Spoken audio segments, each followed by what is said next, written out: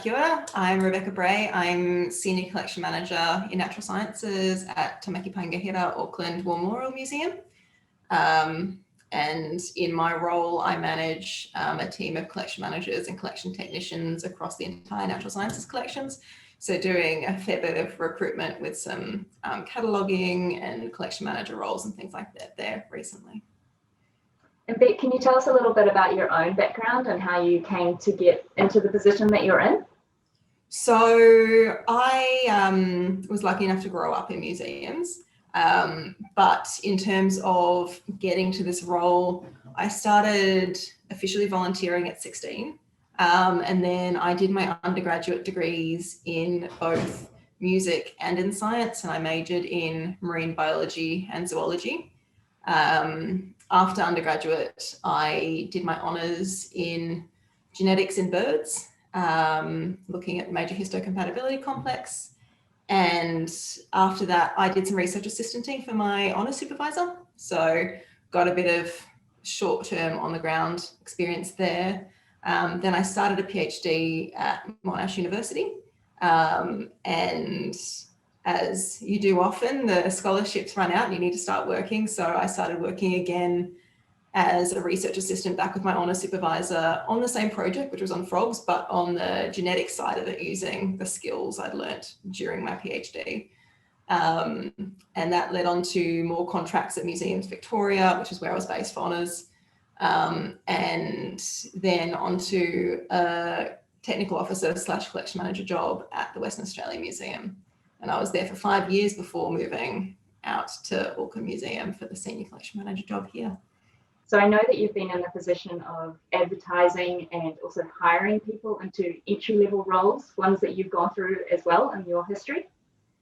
So I wonder if you could tell us just generally what traits you look for in a candidate when you advertise those roles. What are you trying to attract, and what are you looking for when they apply?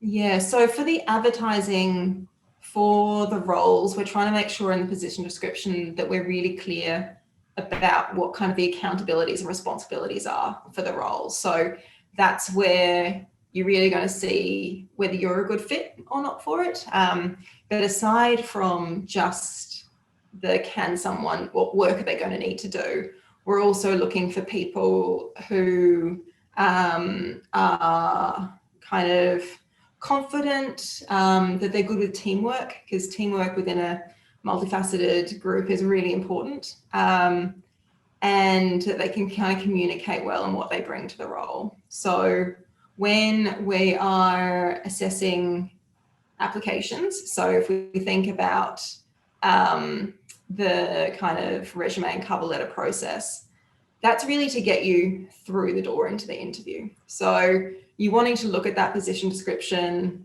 and address what's in there. So we're looking to kind of see if people have got the skills that we're going to need for the role. And then the interview process is finding out more about them and are they the right fit for the role. So they can, if we're interviewing someone, that means they can do it. But are they going to be the right fit? So kind of asking more of those questions around teamwork and team fit, as well as getting a little bit more detail about your ability to do the role. So when you're interviewing, what we're really looking for is kind of actual examples of experience. So times that you've done a thing. So if you get an interview for a role, it'd be really great to go back and look at that position description and come up with some examples in advance of where you think things meet the position description, because the questions will be based around that. That's really good advice. So I'm hearing that in the cover letter, you really need to provide a checklist that provides evidence that you have those, the accountabilities and skills that are required, but it has to be quite succinct, right? Not too long. The cover letter, we're looking for probably maximum a page, and a bit of kind of why you want this role. Like I know there's the practicalities around people want a job, you want that, but why this particular job? Why this institution? How does it fit? And how do you fit into that? What can you bring? Yeah, right. So that's important. I mean, in science, it's not just a job often, it's a vocation. And at a place like the museum, you want people to be on board with your vision and what you bring to the community. Yeah, and also the values of the museum. So He Karahi Māori, the Māori worldview as well, and Te Uruva, the Pacific view, that we have to embody those values in what we do, not just the science. Yeah, great. And just picking up on that other point you made, which I think is a really important one that I hadn't thought about myself in the past, is using a really specific example to say, not only do I have leadership ability or the ability to work independently, providing an example where you have gone and done that and someone has congratulated you on it or commented that you've done that well, or you've had some kind of feedback that confirms it. Yeah, I think having the specific examples, it proves you've done a thing and kind of your learnings and things around that. But also it kind of makes your answers a bit more succinct because you've got this one thing you're telling about. So you're less likely to kind of have that fear ramble where you're just kind of, you're not sure when to finish. Okay, so just thinking about currently the cohort we've got graduating at the moment, they may not be suitable necessarily for anything you have right now, but do you currently have any positions or have you recently advertised positions where you'd consider hiring a recent Bachelor of Science graduate who may have majored in things like ecology and sustainability, marine biology or zoology? Yeah, so we do have summer studentships that started last summer. So they're for kind of current or recent graduate students for a paid internship within the museum. So it's just a short-term role, but they're a really good opportunity to get a taste for it and get some real experience. So they're across the whole museum. Within natural sciences, although they technically sit under another team, they sit with us, some recent cataloguing positions for a new project to catalogue our backlog of specimens that aren't in the database. So, and whilst those are, I guess, at that graduate level, a lot of the people who've been successful in them have been previously volunteering within the museum to get some of those on the ground skills. So volunteering throughout your undergrad can be a really good way to get some kind of real world experience, whether it be field work with PhD students where you learn how to do the work in the field itself, plus some of the data management, or volunteering at places like the museum can be really handy. If you haven't had job experience before, it still kind of is in that job realm. Cool. And these volunteer opportunities at the museum and also the summer studentships, where might students find out about those positions? So for the summer studentships, they're advertised on our website. I think it also gets sent out to the universities when they get advertised each year. And for volunteering, we have a volunteer manager. So there is a form on the website that people can send things through to. We also do in natural sciences sometimes get direct applications from people, or we might get people in to have a chat and see where it would kind of mesh with them and how it would work, and whether their time availability works with the museum as well.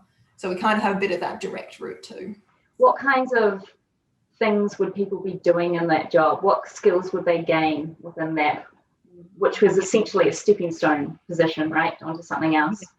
Yeah, so these are collection technicians, so particularly cataloguing ones. So what we're doing is we're taking a whole heap of specimens that have been collected pre-2016, but often over 100 years ago, and entering the data and the information that comes with them into our database program, Vernon, so that it's accessible both to the collections and the scientific community, but also to the broader community and for public programs. So they'll be learning about the importance of specimen data, but also taxonomy, a lot about geography and where you find things, working within a team, because it is a whole team and you interact with the collection manager and the curator because you're asking questions about taxonomy, you're asking questions about how you should house things or how you should enter the data.